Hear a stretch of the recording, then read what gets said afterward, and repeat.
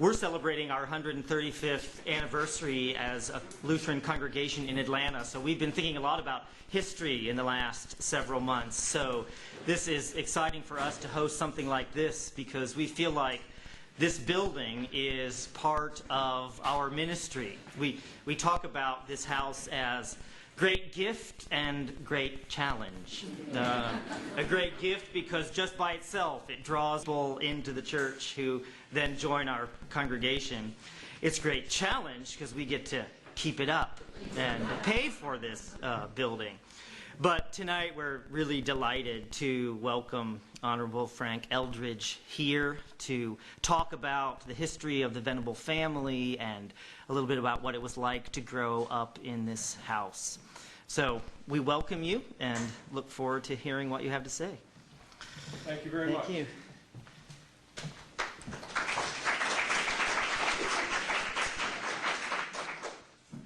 Let me tell you a little bit of how I'm going to approach this.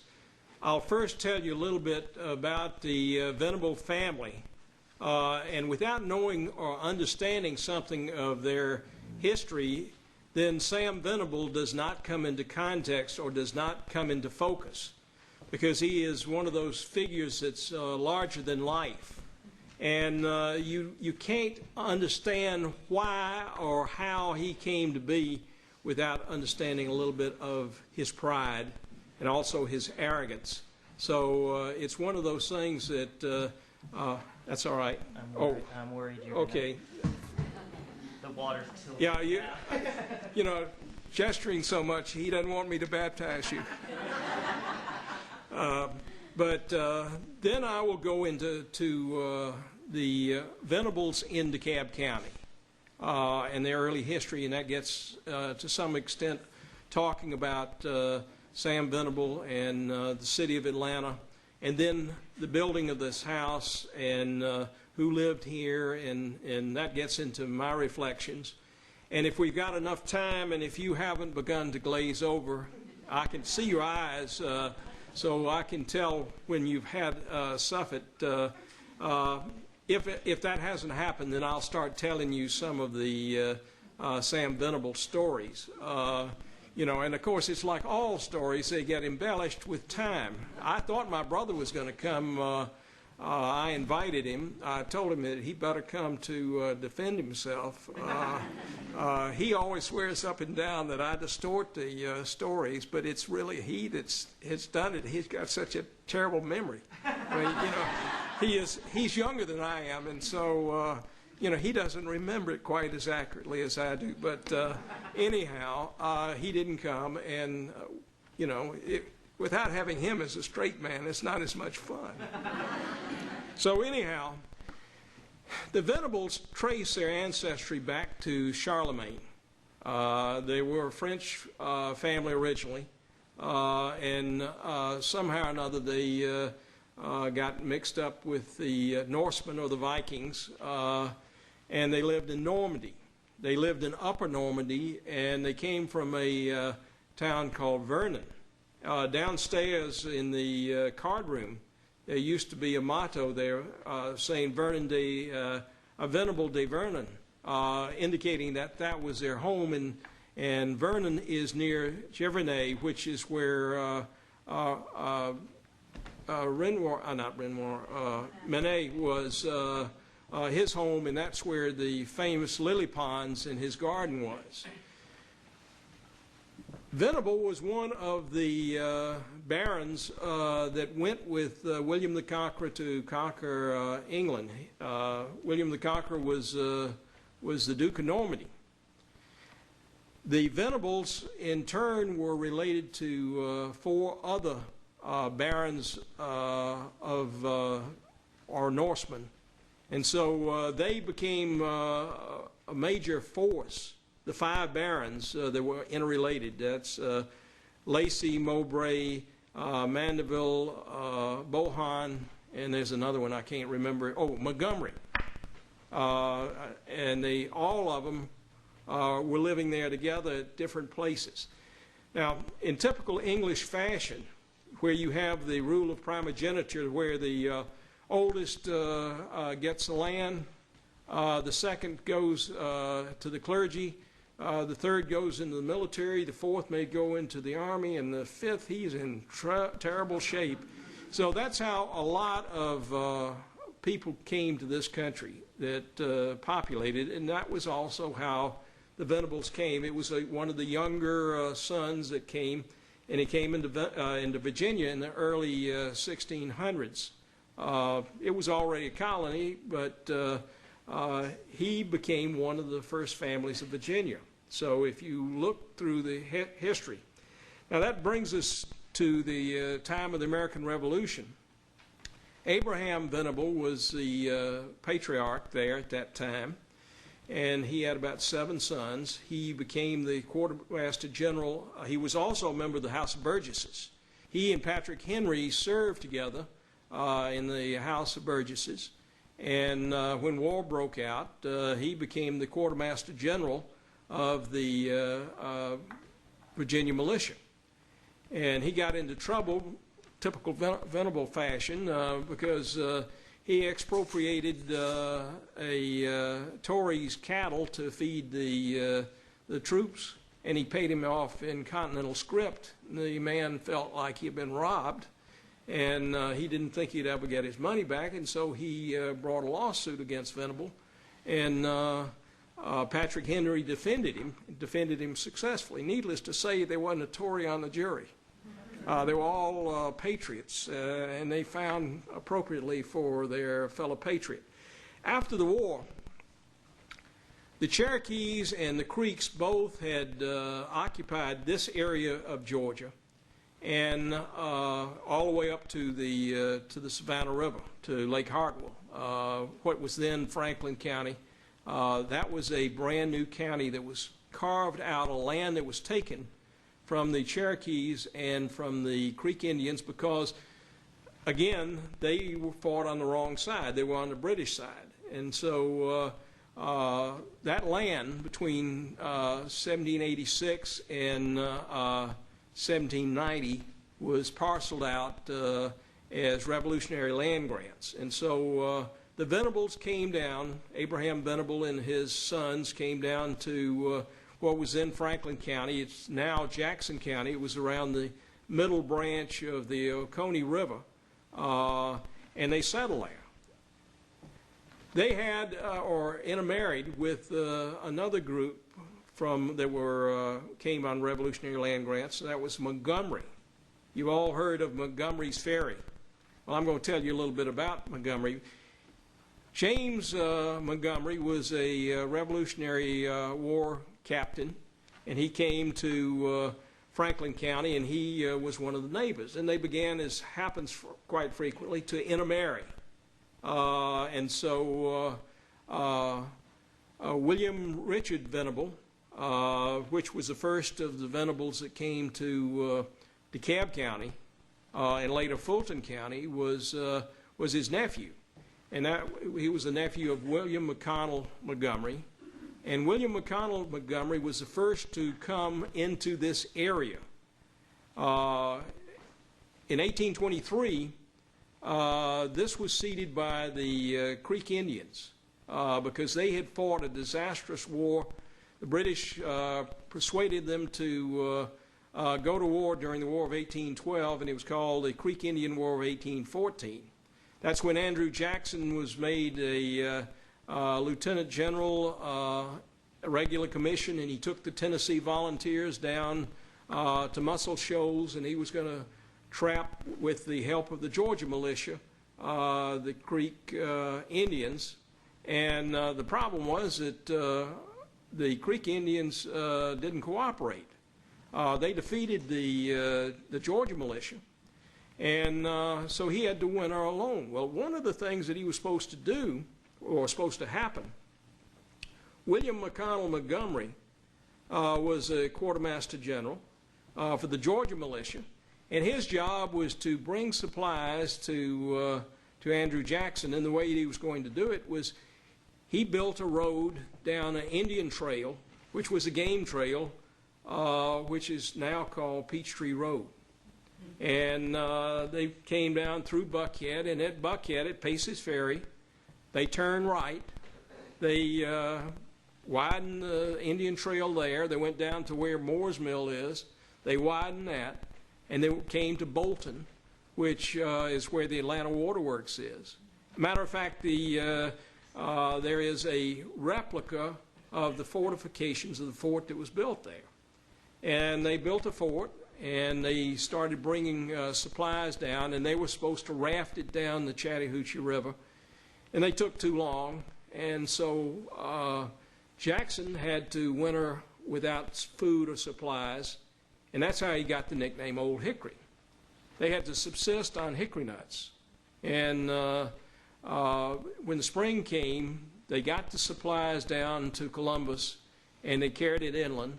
And the Georgia militia now has regrouped, and they go in, and they trap the Indians at Horseshoe Bend and defeat them. Jackson forces not only the Creek Indians, he had allies with the Cherokee Indians, but he forces both groups to sign a treaty that they will remove themselves at government expense to the west. And you know that's started the Vale of Tears. And the Creeks were moved out long before the Cherokees. As a matter of fact, in 1823 was when Jackson's treaty went into effect, and they were removed from DeKalb County in this area. And that's when DeKalb County was founded. That's right, and that's why it was founded then, because it was originally Henry County, then subdivided into DeKalb County. And so DeKalb County came into existence, and they had a land lottery, and Revolutionary War veterans, veterans of the War of 1812, the veterans of the Creek Indian War, widows of those, all got lottery numbers. And what you did is most of the people would never take up their land that they were allotted. Well, Montgomery did not get the land that he wanted, which was where he knew the fort was, and he knew it was going to be a good supply place because it still had the buildings there. And so he went and bought from somebody who had gotten the land lot, sight unseen, and so he ends up with his original fort and supply depot and everything. Gilmer was the regular Army officer that was in charge.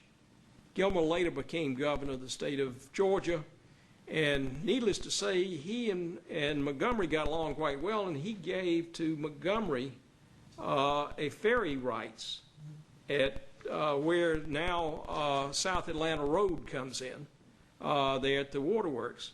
He had a ferry across the river. Now, on the other side of the river was the Cherokee Nation, and that was one of the entry points into the Cherokee Nation. And one of the things Montgomery did was he got a trading license to set up a trading post. So he had, on both sides of the river, he had store. He got a U.S. post office, and so he was pretty well fixed. So he was one of the early residents of DeKalb County. He was sheriff. He was justice of the peace. He was a state representative. He was a state senator. And then when and Fulton were separated, after Atlanta came into existence, he ended up being, but at that time it was all in Fulton County. I mean, all in DeKalb County. So when the railroad was going to be built in Atlanta, and that was another one of those times when capitalists get involved with government, they didn't want to, the people that wanted to build railroads, and they wanted to build railroads to the west to link it up with the Tennessee River so that they could transport farm commodities to the Tennessee River, to the Ohio River, to the Mississippi and Missouri River, and be able to transport it. And they felt that everything would prosper as a consequence. Now, the railroad magnates did not want to build the most difficult part of the railroad. That was through the river areas and the mountains and tunneling. They would go from Atlanta to Chattanooga. Well, Chattanooga was not in existence at that time. It was called Ross's Landing. So what ended up happening was they got the state to build the railroad. And so today, those trackage between here and Chattanooga are owned by the state of Georgia, and downtown Chattanooga is owned by the state of Georgia. They did build this. And one of the things that was happening is they're building a railroad without any linkage. The first engine that was brought had to be brought in by ox cart so that they could have the sections hands carried up the road as they built it. And Atlanta was built in the middle of nowhere. The reason, of course, they tried to get Decatur to do it, and Decatur did not want the problems. One of the things that happened was for the first 10 years of Atlanta's history, when it was Terminus, Marthasville, and then finally Atlanta, you've all seen westerns, you've seen the boom towns. That's exactly what Atlanta was like. It had a lot of prostitutes, it had a lot of gambling dives, it had liquor. It was a real wild place, and the Cobb County citizens of Decatur did not want that in their doorstep. So they forced them to go somewhere else, and they ended up building from milepost 0, which is right there under underground Atlanta, or right there at underground Atlanta, and it's down the railroad valley. Montgomery, being the shrewd businessman that he was, he says, all right, I'll give you right away through my land, and you can build a bridge across here. He made it possible for them to come through there. He also decided to set up a store at the milepost 0. He had the second store. Kyle had the first store. Kyle does it up there where the springs are. At 5 Points, there's an artesian spring that's now capped. If you look at any of the old photographs of Atlanta, there used to be a water tower there, and that was the reason for it. And that was why the focus from all different points. Game came there, the Indians came there, and then the settlers did too, to that point. Well, Montgomery, down what is now Marietta Boulevard or Bolton Road, put on a ox cart, a cabin, and he skidded it down, had oxen drag it down to the end of the railroad. And when the train crewmen got off the train every night, having been laying rails all day long, they wanted refreshments. They wanted tobacco, they wanted alcohol, they might have wanted some food. Well, he had them all there. He had everything for them. He put his son-in-law, James Collins, in charge of that store. And the business thrived, and they had to build a bigger business, and so he needed some help. So he sent back to home, and William Richard Venable, my great-grandfather, came down to work. So here, all of them are interrelated. They're either nephews. Collins was a nephew. Venable was a nephew. So Venable came very early on, somewhere in the late 1830s, early 1840s, to work. He became the second clerk of the Court of the Superior Court, and he missed it by 2 years.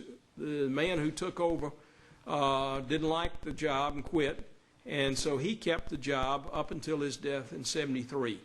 One of the things that he did was he put Collins, his former boss's son, and his first cousin, as a deputy clerk. When he died, Collins kept the job as clerk until 1904.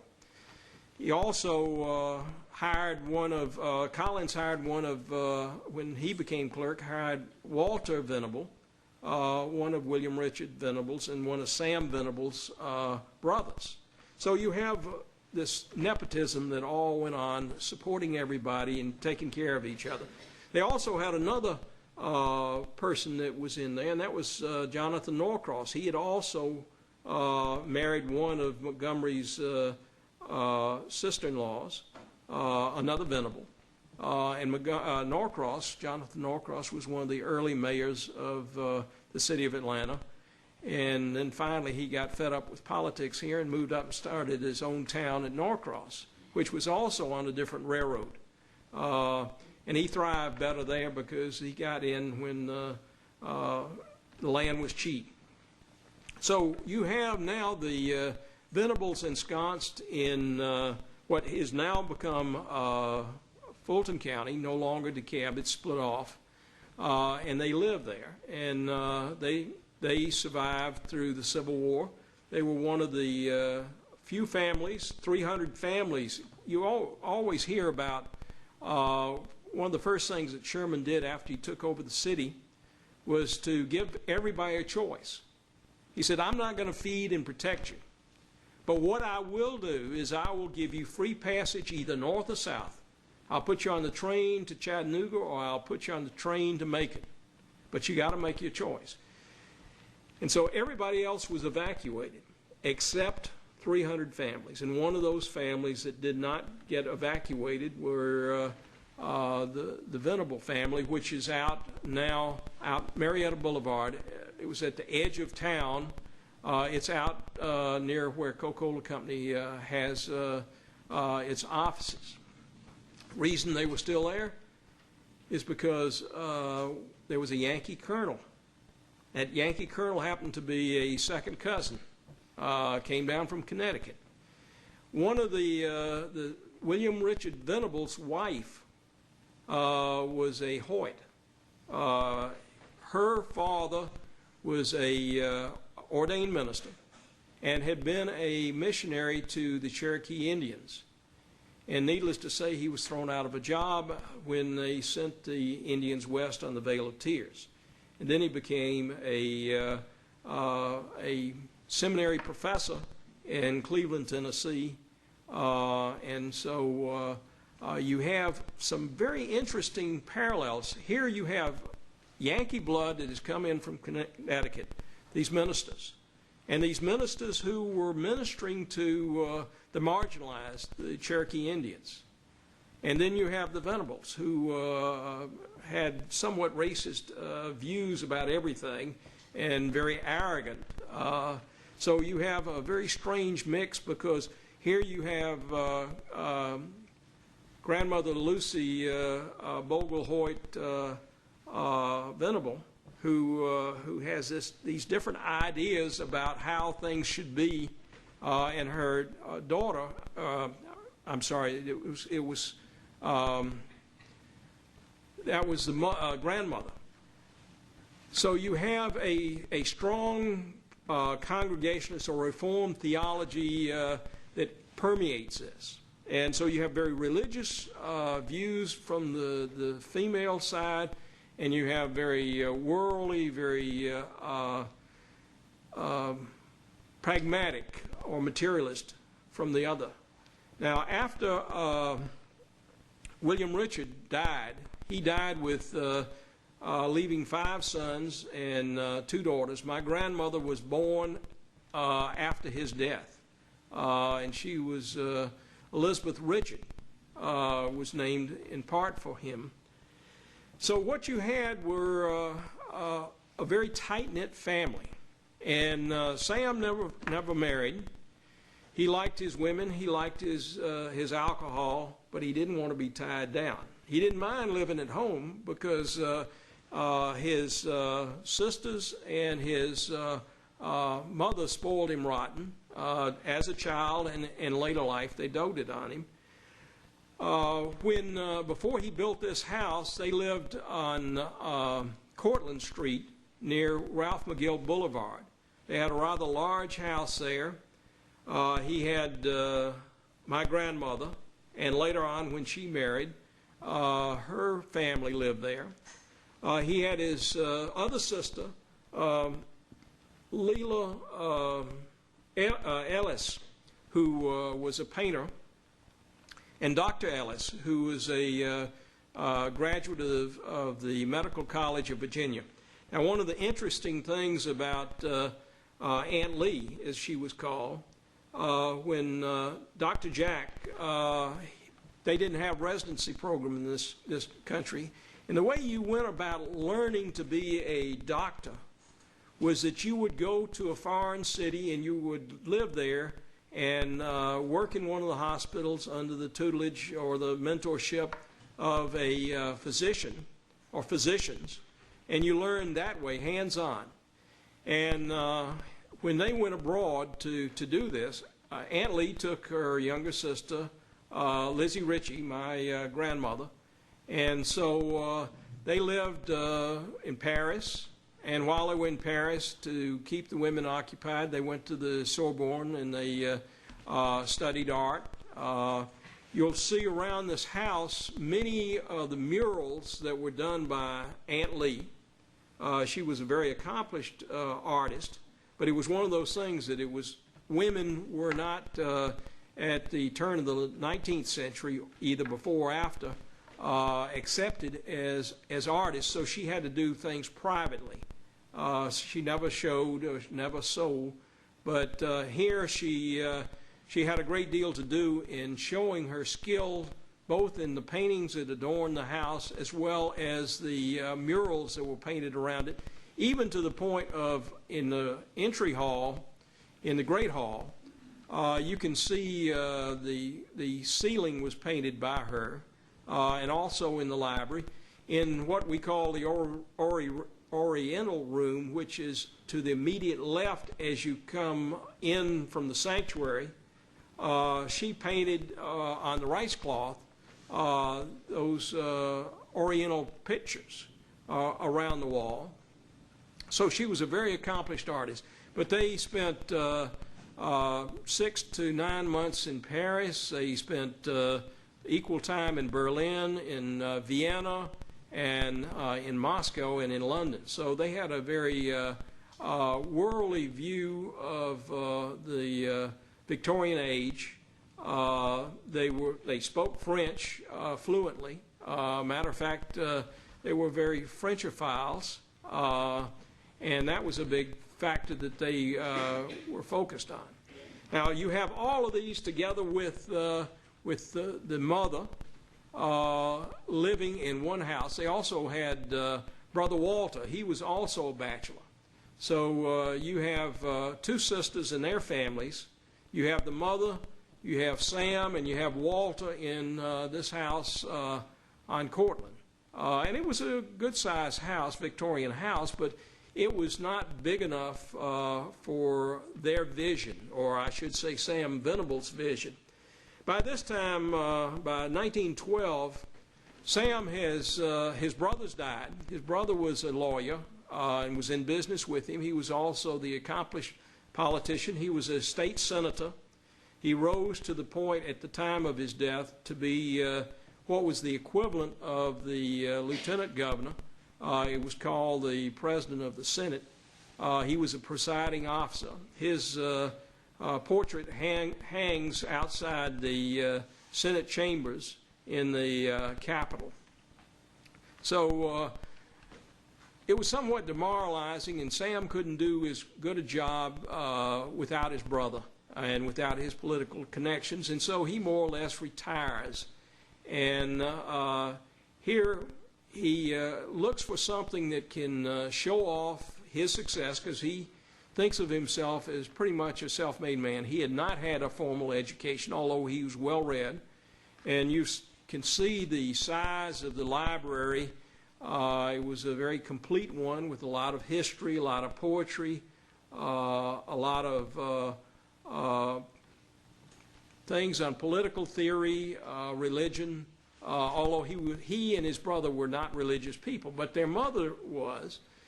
One of the things that she did, she coerced the boys when they belonged to, or she and my grandmother and her mother were charter members of a First Presbyterian Church. And they decided that in 1898, the city limits were, no, actually, the church was started in 1898. The city expanded in 1894, the city limits. And the way they did it back then was they took up a tract and put it in milepost 0. The first city limits of the city of Atlanta was 1 mile. The second one was somewhere in the 1870s, was 2 miles. And the third mile took you to about just past the Fox Theater to what would be 3rd Street, although it's not called 3rd Street. It's before you got to where the First Baptist used to be, just short of that. Anyhow, this is where the suburbs are going. And of course, you got Inman Park is developed in the 1880s, but that was a deviation from the concentric movement. But what the church thought, North Avenue, they needed a church. They needed a missionary church. So they created North Avenue Presbyterian Church, Central Presbyterian Church, and North Avenue was created by First. Now, Ms. Venable was, or Ms. Mason and her mother, coerced the brothers into giving the stone for North Avenue Presbyterian Church. And they had their own railroad around Stone Mountain, and also they had railroad rights onto the railroad, and so they were able to bring up to where North Avenue intersects the railroad tracks, and then they had to, by mule, they carried all the stone up to where the church is, and that was one of the things that they built. I'm not sure that Sam ever darkened the doors of that church, though, and that would have been fairly typical for him, but his mother and his grandmother and his sisters all were regular members of that church and very active. My grandmother was active until she became an invalid in that church. She used to take me as a child to Sunday school every Sunday morning and make sure that I had my proper religious upbringing. It took a long time before I got to seminary, though. But I got deviated along the way. I guess that's some of the Venable blood in me. But anyhow, what happened was that Sam has all this money. This is before taxes. And he wants to show off. And here he thinks he is an aristocrat. He has all this English heritage. And so he commissions the grand house that you see here today. And he wanted it to reflect his English heritage, reflect that he's descended from 5 different barons of Runnymede, because they were part of the ones that coerced King John at Runnymede to sign the Magna Carta. And so he wants to reflect this heritage of his. And you notice they still over the fireplace, you have the coat of arms. Where you have those blanks, that's where in the front hall, that's where you had the coat of arms also. And you see various heraldic emblems around this house that were to reflect it. He hired a architect, and I can't remember his name. He was a very prominent architect. He sent him to England to look at what was called domestic or Elizabethan Gothic. This was back in the period when you were building grand mansions in England when they were wealthy. They no longer were forts, but they were the great house. And so he sent an architect to England to find a house that was suitable and to copy it or scale it down, which he did to bring it here. This was the second house that was built in this subdivision in Druid Hills. The first house is the one across the street, the 80 Pie. That was the Clyde King home. And so here they had the first and second houses among the two of them. It took 2 years to build this house. What year was this? This was 1912 is when they started construction. It took 2 years. They would bring up to the railroad siding over there where the I've forgotten what you call it. It's Oakdale on Edgewood where the MARTA station is. They would bring the sidecars, the flat cars with stone and offload it into horse-drawn or mule-drawn wagons and bring it down Oakdale till they got to this place. They would cut the stone on the premises. Now, most of his stonemasons were Welshmen, because the Welsh were famous masons, and he hired a number of masons over the years and would get them from northern states and bring them down here, because the New England states are where most of your granite quarries were, and so he would get masons and bring them here. And so what he has done is he no longer is in the granite business. He leases out his Stone Mountain facility to the Weibland brothers, and that was never his good quarry. He thought that was an inferior quarry, and he quit somewhere in the 1890s, 1900 from quarrying that. Most of his quarry was down there at a place called Flat Rock, Pine Mountain, Arabia. Actually, between 1900 and 1910, Samuel Venable and his brother William Richard Venable II probably were the largest landowners in DeKalb County. Stone Mountain was 2,000 acres there. When you included the quarries at Lithonia, Davidson Brothers ended up buying one of those quarries. Consolidated had another quarry it operated for a while. He owned Arabia Mountain, although he didn't quarry it. He wanted the access to it. But what ended up happening, when he quit doing the work, he had ended up leasing out the different quarries and got royalties for the volume of stone that was brought out of it. Those at Lithonia were operated by my grandfather, Frank Tucker Mason. Frank Tucker Mason was a thorn in his side. He was an educated man. He had gone to Andover, and he'd gone to Yale. And he was in the business of raising oranges and grapefruit in the Isle of Pines after the Spanish and American War. And my grandmother met him. They married, and he didn't want to see his sister stuck down there in that mosquito-ridden place called the Isle of Pines off of the mainland of Cuba, main island of Cuba. So he made a proposition to him. He says, you come up here and I'll give you a good lease and I'll teach you to be a granite man. And so he set him up, and he was very prosperous in operating quarries up until his death. In the middle of the Depression, 1936, he had a thriving business.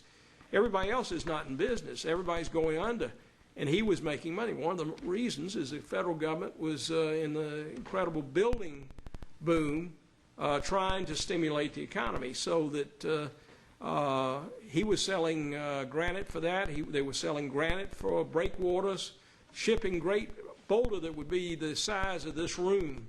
They'd put on a flat car and send it to Key West or to other places to build up jetties and breakwaters. So here, Sam Venable he's got money rolling in. He's not having to work. He's just sitting back and counting the money that's coming in from his various leases. The more successful his brother-in-law is, the better off he is, because he's making money off of everything he's doing. The one thing about it, he couldn't stand, he's a damn Yankee. And he let him know that every day. And here, my grandfather has to live with him. My grandmother would not think of the idea of breaking up this tight-knit, extended family, of having her own household elsewhere. So my mother and my uncle both grew up as children here.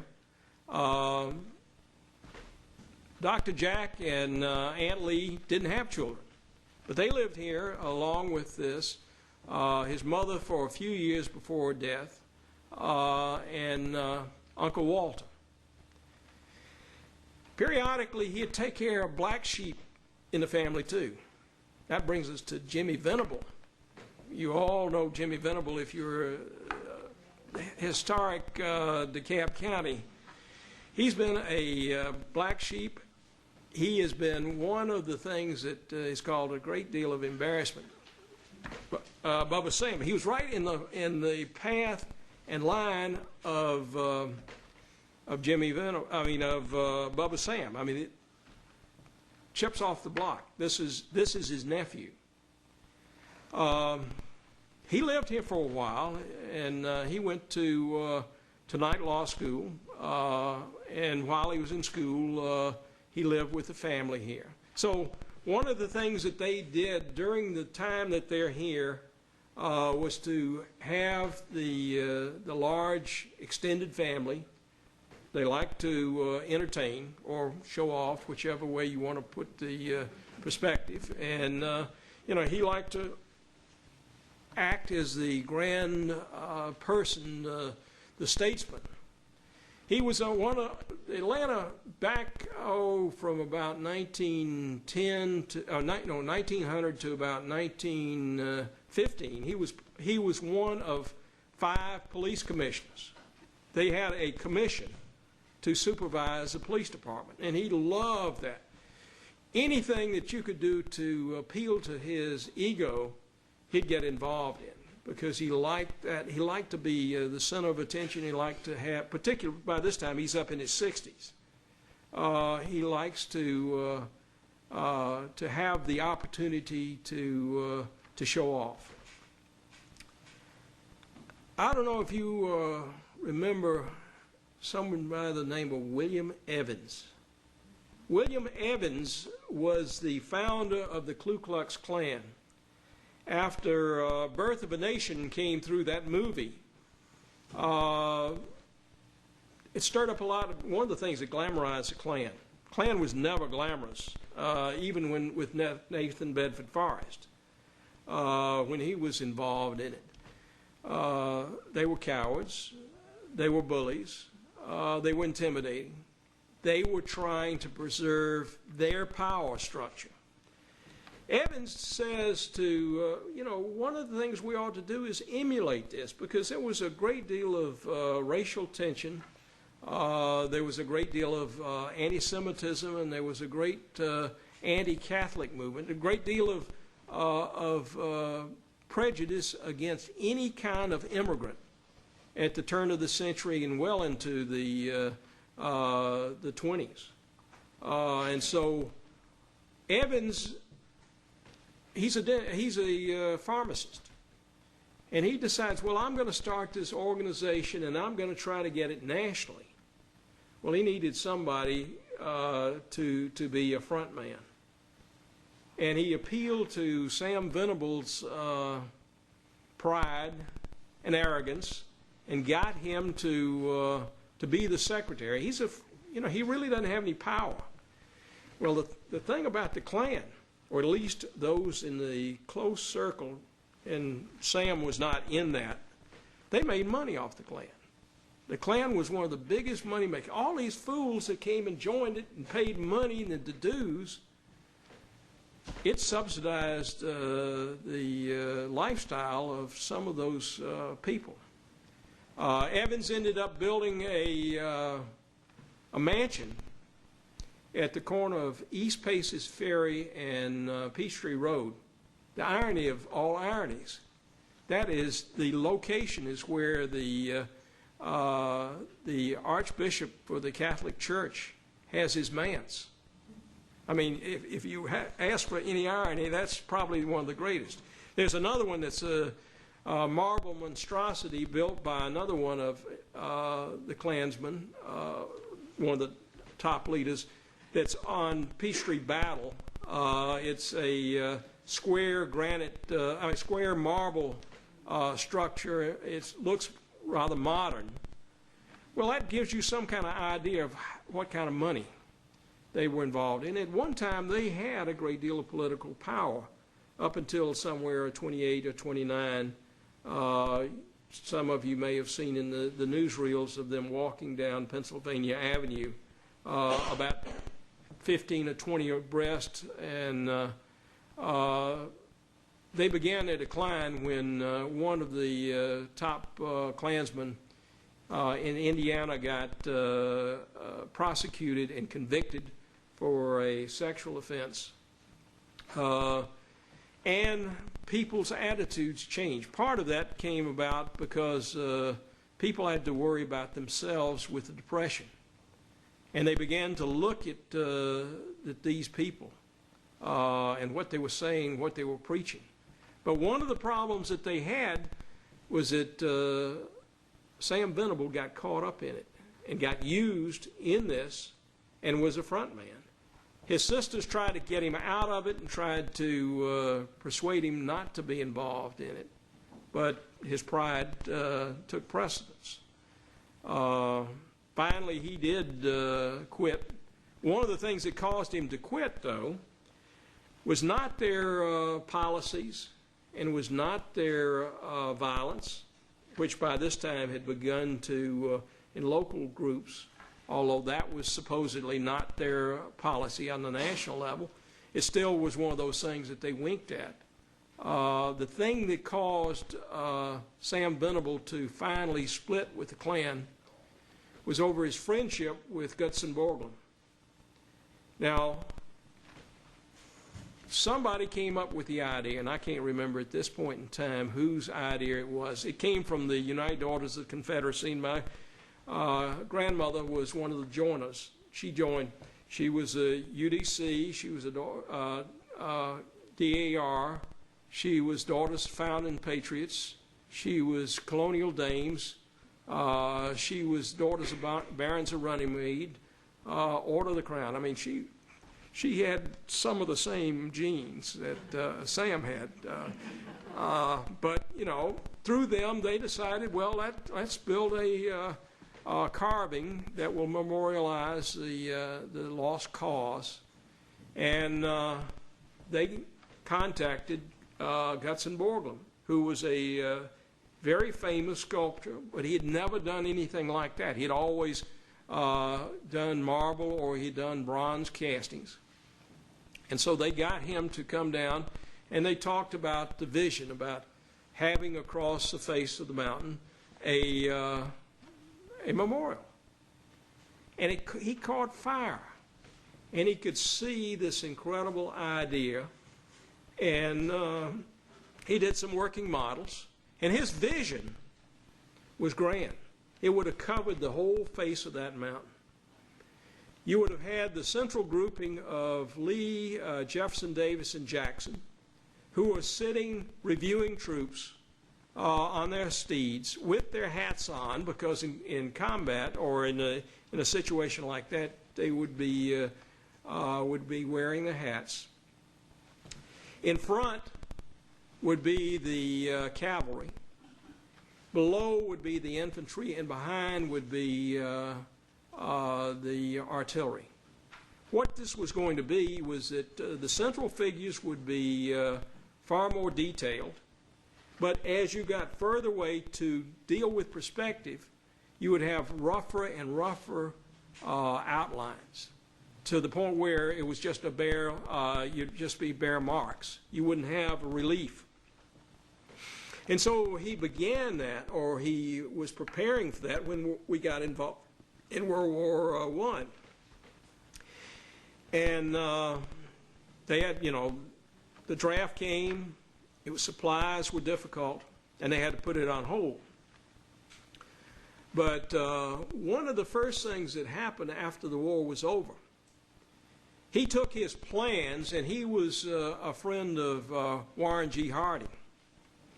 And he took the plans and he said, I would like to strike a coin, prepare the mint, these $50, and you give them to us at cost, and that we will sell them and take the money that is the proceeds of that and pay for the memorial. Harding was a politician. He says, great idea. It won't cost the government anything, but the government will be involved. And so Borglum prepared the dies, and the coins were struck. Well, you know what the Ku Klux Klan did? They packed the meeting to become a member of the Stone Mountain Memorial Association. All you had to do was pay the dues. And they became voting members. And they packed the meeting, and they got control of it. Now, they had the exclusive rights to sell these coins, and they made a lot of money. Well, the funny thing about it was the money just didn't quite get out of the office to the workstations. and Borglum was having problems. He had getting the funds to carry on the work. Most of the time he lived with our family. They had a guest house down at Stone Mountain, and ultimately he ended up living there in the guest house. But he, over about a 10 or 15 year period, he became very close. I, as a child, can remember in 1946 or 47, seeing Ms. Borglum and Lincoln Borglum. Lincoln, when his father died, came and had been working with his father. He completed Mount Rushmore. I can remember them coming and showing us slides and photographs of the work. And this was within the 8 to 10 years after the, actually, no, I think they completed Mount Rushmore maybe in 39 or 40, just before the war came. So this was quite. Can you take a drink of water? Yeah. You can't blame them.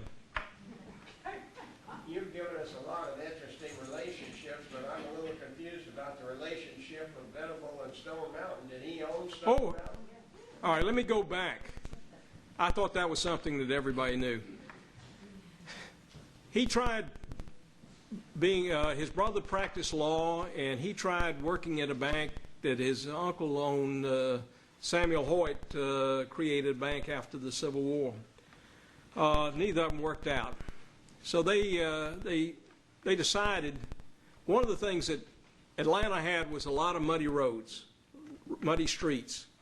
And one of the ways that people dealt with that, or did in Europe, was they made Belgian blocks.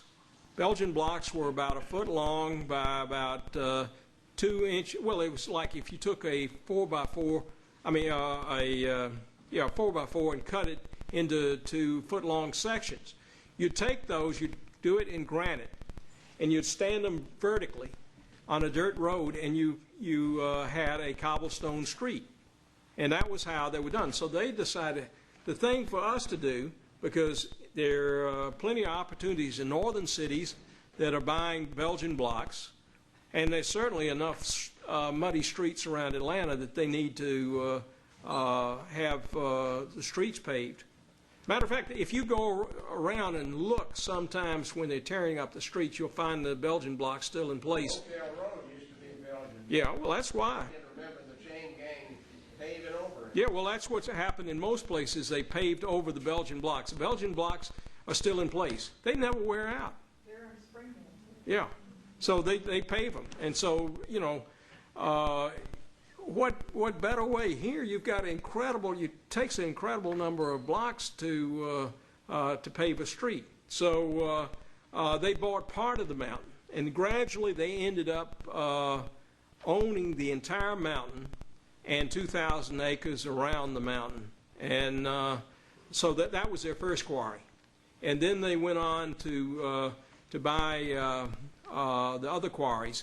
The problem they had with Stone Mountain was that it was easier if you had a lower level where you didn't have to go into pits. If you go around the backside of the mountain, you'll see a lot of places where they had to do pit excavation.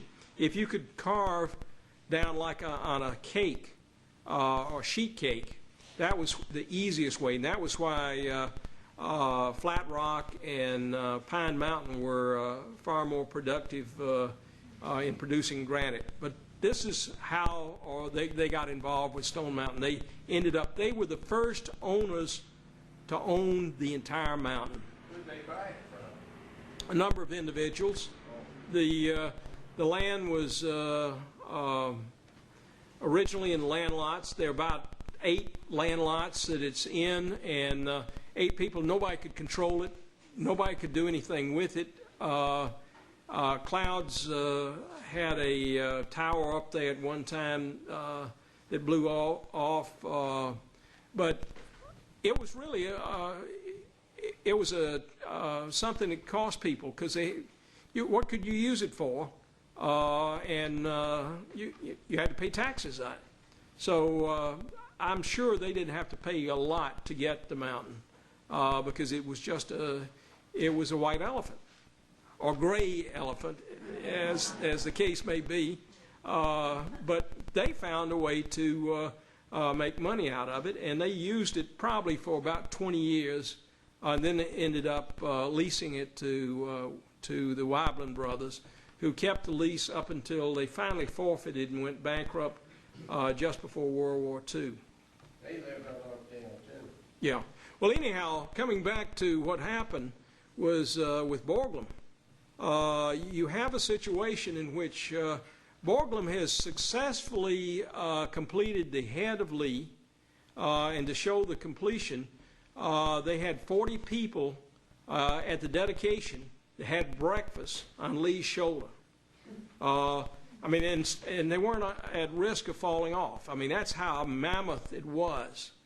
And so by about 1928, they'd gotten a lot of work done. If they just left what was there, if you go back any time looking at the mountain, you can see the bulges above where the carving is now. Those were the original heads of Lee and Jefferson Davis. Well, the Klan had him fired because he was making too many noises, and here again, it was another of those damn Yankees coming down here meddling with how they were doing things, and they were causing problems. And so they got him fired, and what he did was he took his models, which belonged to him, with him, and he left only the clay models, the working models.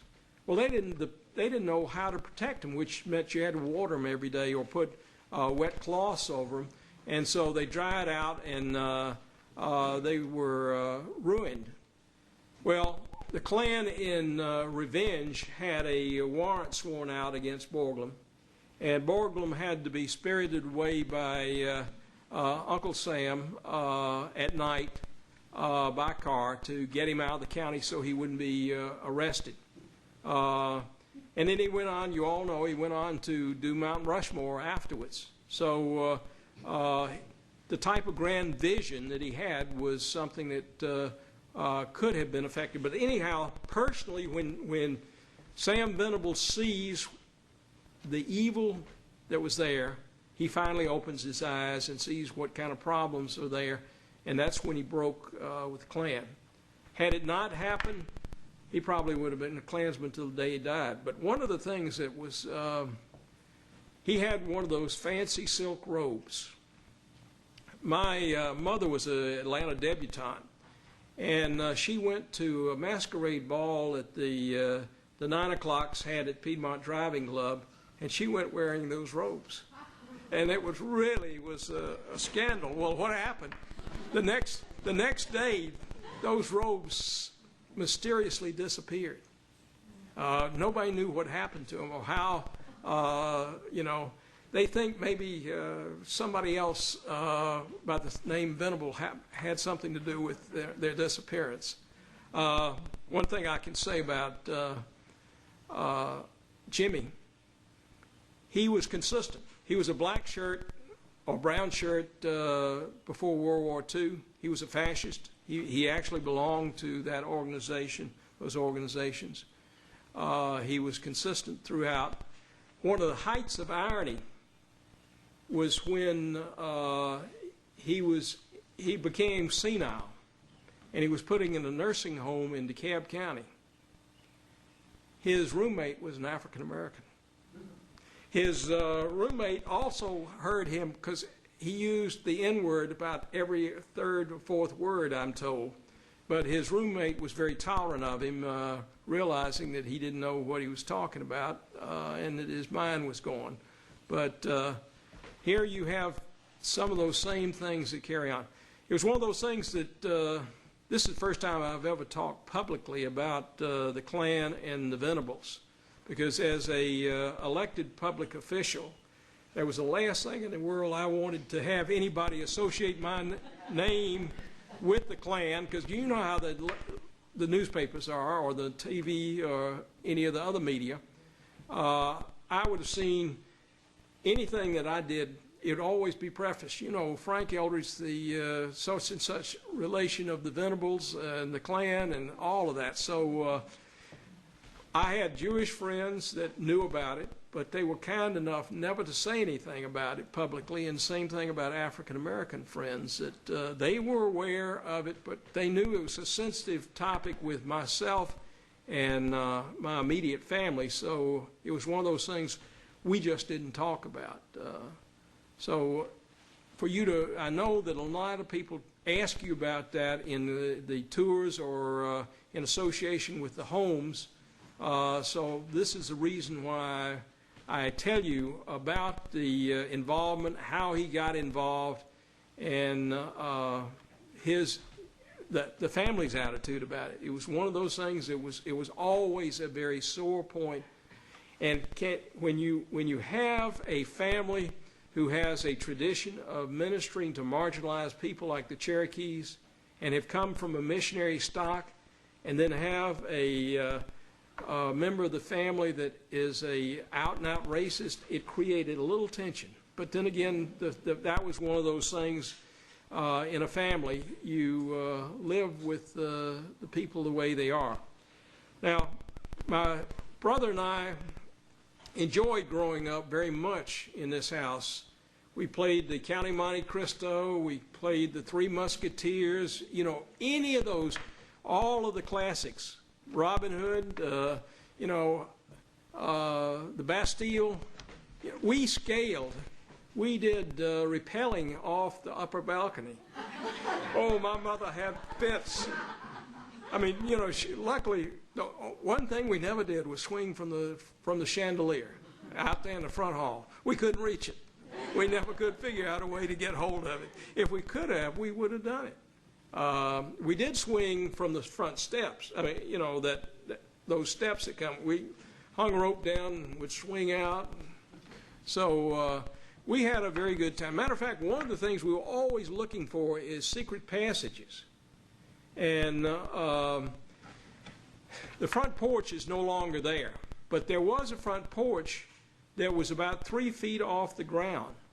And we found how you got from the furnace room. There was a little opening at the top of the furnace room, and we crawled through there. We crawled underneath a lot of the front of the house in various places, and we kept trying to figure out ways that, you know, out there where the near the front fireplace, there's benches that are built in. We kept trying to figure a way to get those hinged and under it so we could use that as an entryway into that access point.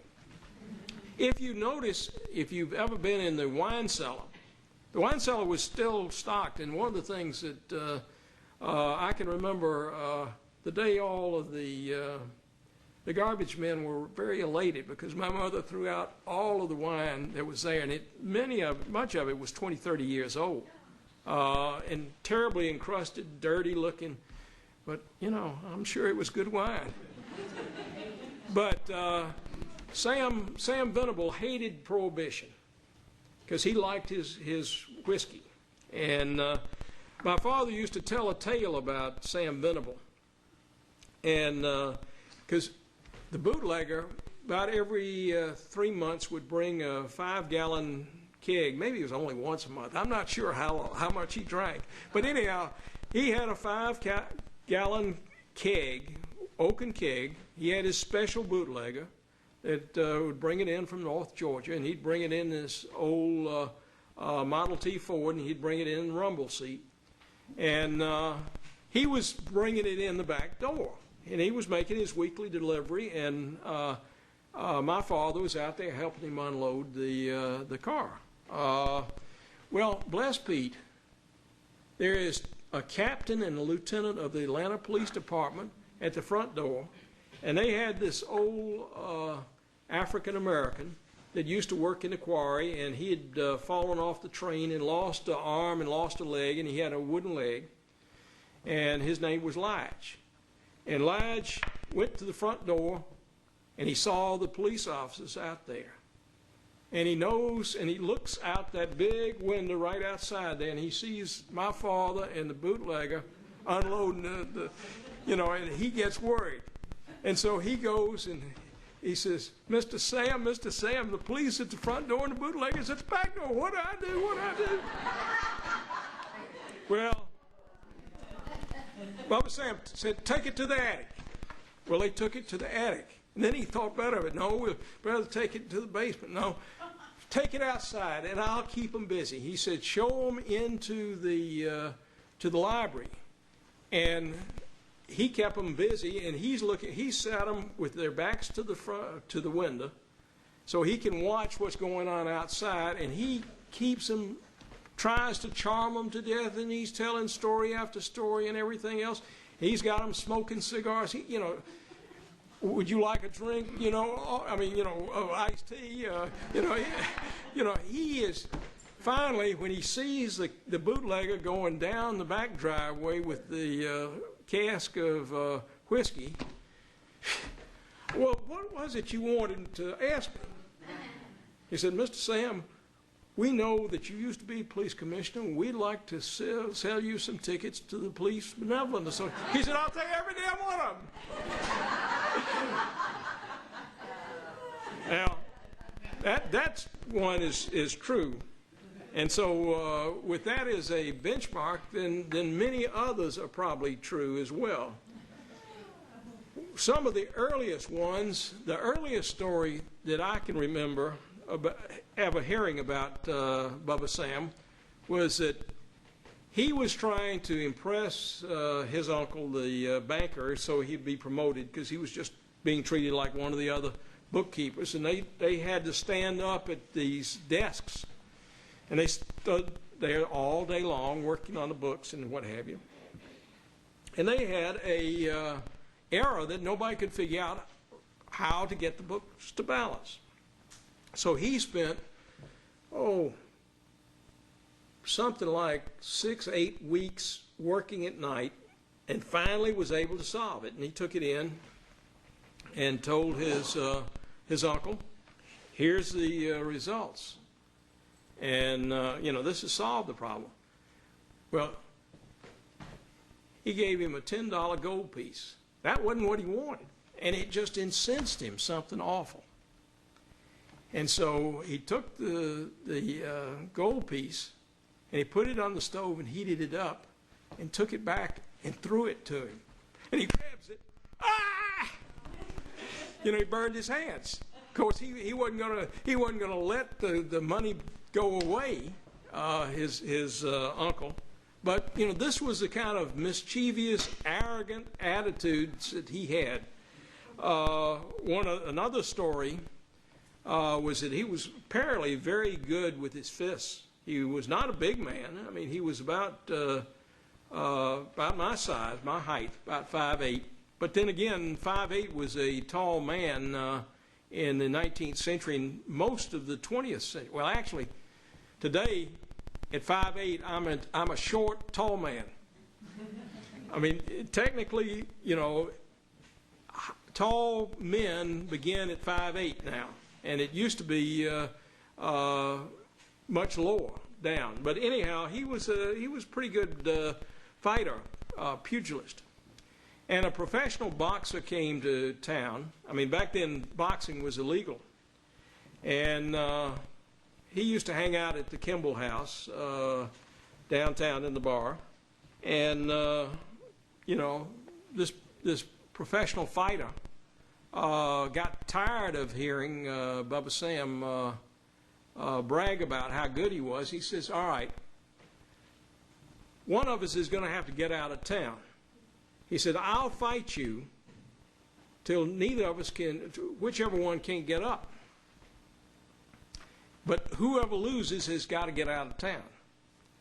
And so they went down to, because the Venable House was not far from the railroad tracks, they found a old boxcar, and they began they shut the doors. They locked the doors from the outside, and, it was bare knuckle. And they were to fight till neither of them could stand up, or until, one of them was unconscious. Well, the professional boxer was beating the brains out of Bubba Sam. And of course, Bubba Sam wasn't about to quit, particularly after he had run off at the mouth so often to everybody else. But he noticed in this old boxcar that there was a rotten plank, and one part of it was a hole was there. And so he kept edging the guy closer and closer to it until finally the boxer stepped through the planks and he stuck. Needless to say, that he is now at a disadvantage, and Bubba Sam fully took advantage of that. I mean, this was just another one of those things that's characteristic of his personality. There was another story that is told about him, that when they first went into the Belgian block production, this was in the period of the robber barons and the cartels, and where you had bid rigging, and all of that was to be expected. And so what was done was he was invited. They were going to have bids given by the city of Cincinnati to pave their streets. And all of the Belgian block production people from all over the country, and there were about 6 of them. Most of them knew each other and were from the north, New England states. And they said, well, we all go together and we'll take the bids. And they were going to cut up the bid. They sat around and talked about it. Sam had knew that something was going to go on, and so he had bribed the bellboys to take the trash and bring to him out of these guys' rooms to try to figure out what was going on. And so he knew that he was going to get the short end. So everybody decided how much, and they finally got around to Sam, and Sam knew that they were planning on giving him only 5% of the total job. And he was a little incensed by that. And so when they got to him, everybody had said how much they wanted. They said, Sam, how much do you want? He said, all of it.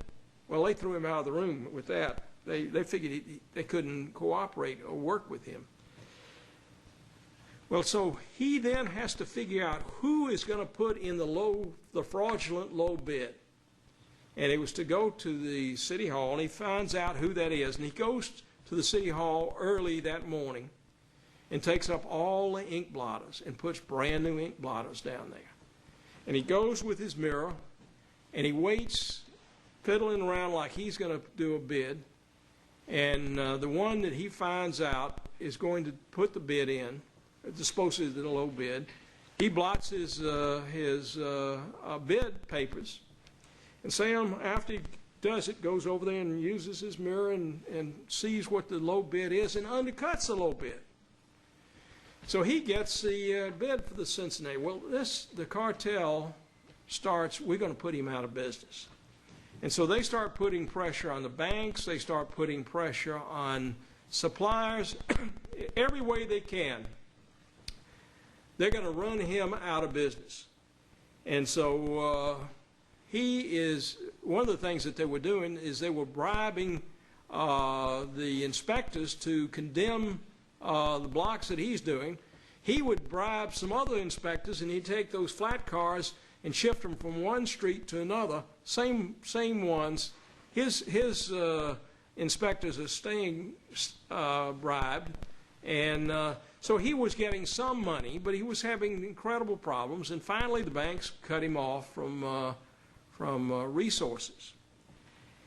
So he is down to only about a month's supply of cash in the bank to pay payroll. And so he goes down to the Quarry, and he's got a buckboard with a 50-gallon keg of beer on the back. And he gets all these Welshmen. They're all big, burly fellas, and he says, tells them the story, and he says, will you work for me at half wages? Well, none of them would agree to that. He says, all right, I'll tell you what I'll do. I'll make your wager. He said, I will wrestle each of you, and if I throw you, then you work for half wages until I can pay you the full, and I'll pay you all the money that's owed. And when I call a timeout, we'll all have a round of beer. And they thought this was the funniest thing in the world. I mean, this little guy and these big, burly Welshmen whose arms were like granite and felt like granite, well, he was nimble, and he was quick, and he was better at Greco-Roman wrestling. And he was able to throw the first one. And he couldn't believe it. Well, before they have a chance to catch on what's happening, and one of the rules of the game was he got to pick which one, and he was picking the biggest one each time, because he'd also figured that they would be more awkward and a little muscle-bound. So he throws two of them like this, and he gets to the third one, and he picks this guy out, and by this time they've had to have a couple of rounds of beer, and so all of them began to feel good, and he gets to the third one. He said, "Oh, Mr. Sam, you don't have to throw me to get me to work for you." So he was able to get all of the workmen, by having thrown two of them in this fashion, to work for him. Well, later on, years later, after he's retired, he's in the New England states, and he's visiting being a visiting fireman, and he visits this granite quarry. And, they're talking, and he said, and the guy's talking about Sam's brother.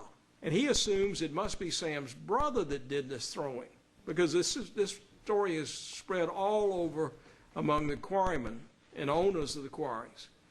And Sam insists that it's him. And the guy wouldn't believe him. He said, "Well, how can I prove it?" He said, "All right, do you have any Welshmen working for you?" He says, "Of course I got Welshmen working. My quarry's full of them."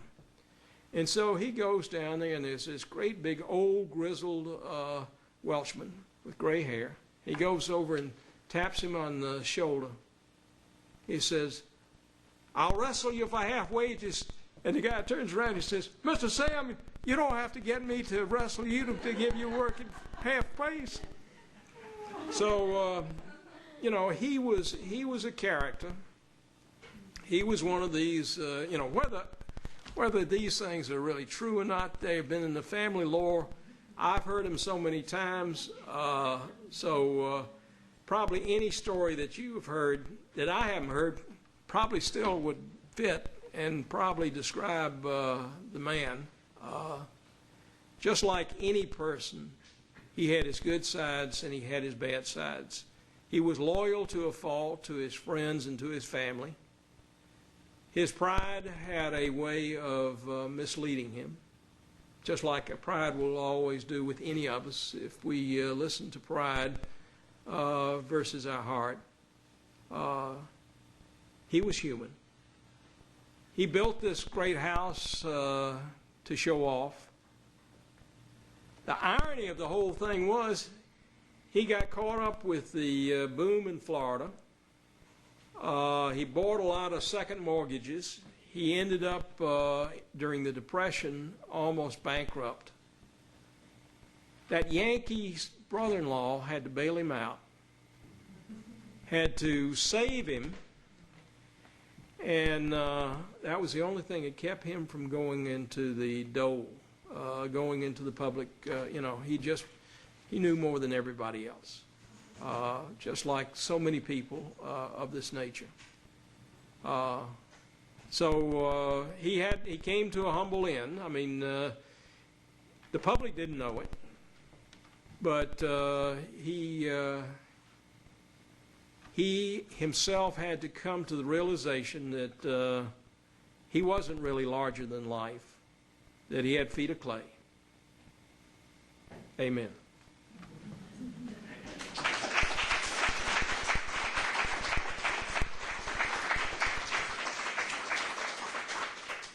You said you had 3 hours of film? How much have you got left? Oh, I didn't do too good a job. But I could notice that their eyes glazing over.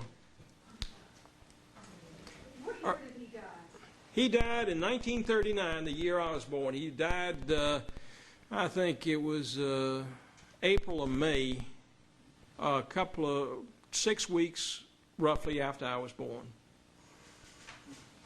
And his sister who lived here, you didn't mention her husband at all. Yeah, I did. That's Frank Mason. That's the one that ran the business. That's the one that saved him. That's the one that went to Andover. All right, I'll tell you a little bit about Sam. Relationship, did they have a separate part of the house that they lived No, in? you had everybody ate together. They had big bedrooms. Every bedroom had a bath. I mean, it had two baths. I mean, 2 bedrooms per bath. Sam lived in this portion, and they lived. No, they were in the middle. They were in the middle bedroom, and Sam was in this far wing. My parents, when they were first married, were in this wing back here. And so after Bubba Sam died, they migrated forward and took up different, so that was part of it with time, depending on where you lived in the house, and who was still alive. And then how long did you live here? The house was built in 1914. My family lived here until 1960. It's only had, it only came out of the family to the church. So the church is the first non-family member. It went from Bubba Sam, he deeded it to my grandmother, and then she, in dividing up her estate, gave the house to my mother, and my uncle got the summer place.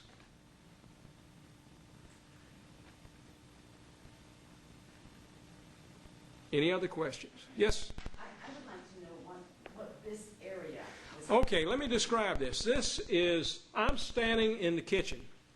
These 4 windows were part of the kitchen. That was the wall that came through here.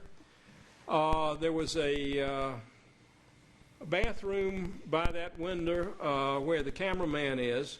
Those 4 windows back there was the breakfast room. And over here would be the back hall and back stairs. This arc here was the back porch, and through there would have been a pantry. This was a large kitchen, and the back hall had a number of china cabinets, and they also had where the water cooler is, separating, there was a wall, but there was a built-in ice box, literally an ice box.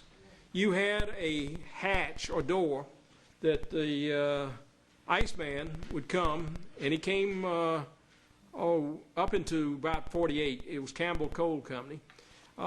He would come, bring 100, 200 pounds of ice and put in that hatch, and he'd do it about every 2 days. And that was a series of ice compartments, or compartments that were glazed like metal, enamel metal, that would refrigerate.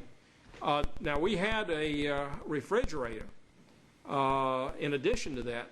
After the war, when they stopped making home deliveries, they quit using it because it was too big a job to go get ice or get 100-pound cake of ice.